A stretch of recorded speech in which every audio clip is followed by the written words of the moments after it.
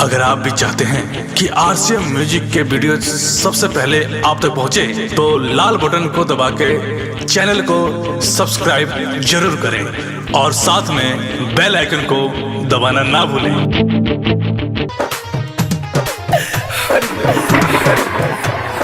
ये कभी ना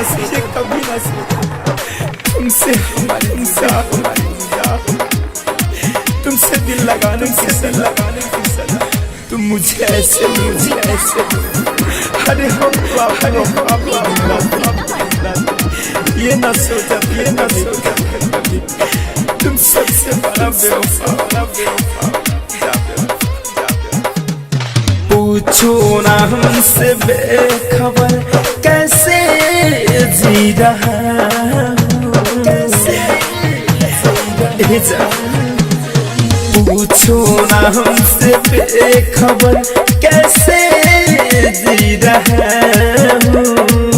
रोता हूँ तेरे गम में दारू पी रहा हूँ, रोता हूँ तेरे गम में दारू पी रहा हूँ। पूछो ना हमसे बेखबर कैसे जी रहा हूँ, पूछो ना हमसे बेखबर कैसे जी रहा हूँ। रोता हूँ तेरे गम में दारू पी रहा हूँ, रोता हूँ तेरे गम में दारू पी रहा हूँ। साउंड रिकॉर्डिंग स्टूडियो चिरैया। डीजे विकास रीगा सीतामढ़ी।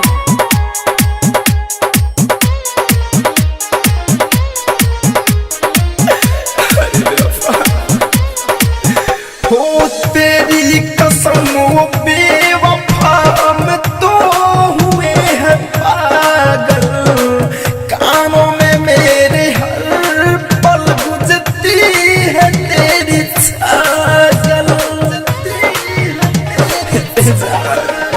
हो तेरी कसम वो बेवफा में तो हुए हैं पागल, कानों में मेरे हर पल गुजरती है तेरी छागल। तेरे दिए ही जख्म को दर्दों से सी रहा हूँ, तेरे दिए ही जख्म को दर्दों से सी रहा हूँ। रोता हूँ तेरे गम में दारू पी रहा हूँ, रोता हूँ तेरे गम में दारू पी रहा हूँ।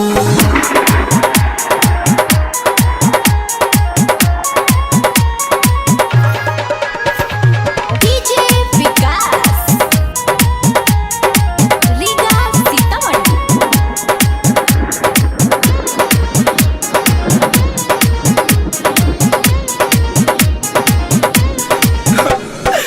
आँखों में मेरे नींद ना, दिल में नहीं करार, धड़कन धनंद सुमित को मारेगा तेरा प्यार।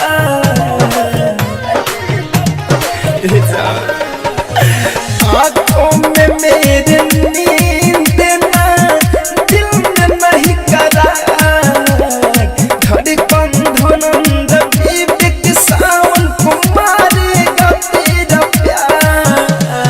भटका हूँ तेरे इश्क में राह में कह रहा हूँ, भटका हूँ तेरे इश्क में राह में कह रहा हूँ।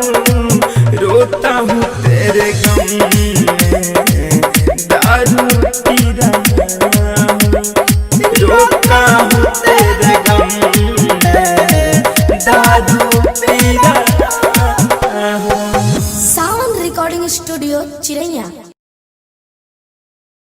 डाउनलोड कीजिए RCM music official app play store से। आरसीएम म्यूजिक के सारे ऑडियो वीडियो डाउनलोड करने के लिए